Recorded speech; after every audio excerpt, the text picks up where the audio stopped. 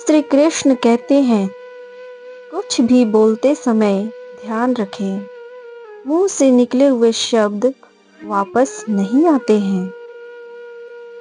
एक व्यक्ति ने गुस्से में संत का अपमान कर दिया। अगले दिन वह माफी मांगने पहुंचा। संत ने उससे कहा, नगर के बीच में पक्षियों के पंख रख आओ। गुस्से में बोले गए शब्द दूसरों को दुख पहुंचाता है। गुस्से की वजह से हमारी सोचने समझने की शक्ति कम कर देता है।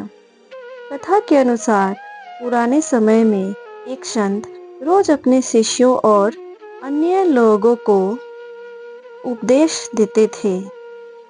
गांव के अधिकतर लोग संत का बहुत सम्मान करते थे, लेकिन कुछ ऐसे भी थे जो संत को पसंद नहीं करते थे। एक दिन संत से जलने वाला व्यक्ति उनके आश्रम में पहुंचा और सभी लोगों के सामने संत का अपमान करने लगा, लेकिन संत ने उसे पलटकर कुछ भी नहीं कहा। जब वह व्यक्ति बोलते बोलते थक गया तो चला गया। गांव के लोग ये देखकर बहुत दुखी थे। संत ने अपना प्रवचन फिर से शुरू कर दिया। जब वह व्यक्ति अपने घर पहुंचा तो उसे अपनी गलती का एहसास हुआ। वह अगले दिन संत के आश्रम पहुंचा और उनसे माफी मांगने लगा।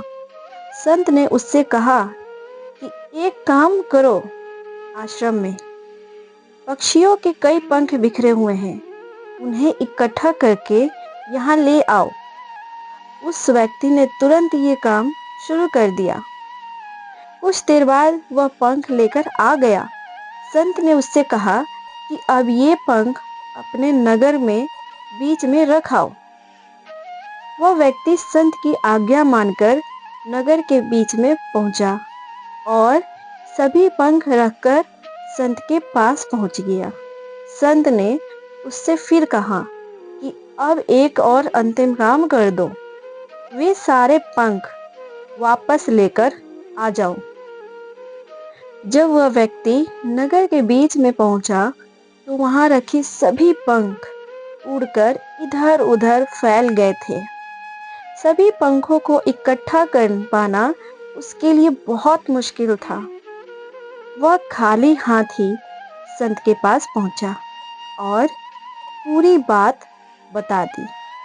संत ने उससे कहा कि भाई, ठीक इसी तरह जब हम गुस्से में होते हैं तो जो कुछ भी बोलते हैं वह दूसरों को दुख देता है।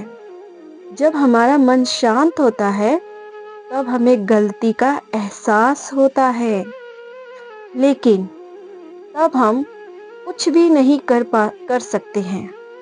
जिस तरह सभी पंखों को इकट्ठा कर पाना संभव नहीं है, मुंह से निकले शब्द वापस नहीं लिए जा सकते। इसलिए गुस्से से बचना चाहिए और कुछ भी बोलते समय बहुत सतर्क रहना जरूरी हो जाता है। इसी वजह से काफी लोग गुस्से में ऐसे शब्द बोल देते हैं जिनके लिए बाद में पछतावा होता है, लेकिन मुंह से बोले गए शब्द वापस नहीं होते। इसलिए बोलते समय बहुत सतर्क रहना चाहिए। ये बात हम एक लोक कथा से समझ सकते हैं। अगर कहानी अच्छी लगी हो तो चैनल को जरूर फॉलो करें, क्योंकि आपकी हर सुबह को बेहतर बनाने के लिए हम रोज नई मोटिवेशनल लाते हैं। याद रखिए, आपका सपनों का सफर अभी खत्म नहीं हुआ है। ऐसी ही और ताकत देने वाली कहानियों के लिए हमारे चैनल से जुड़े। Motivational Q2 10-11। धन्यवाद।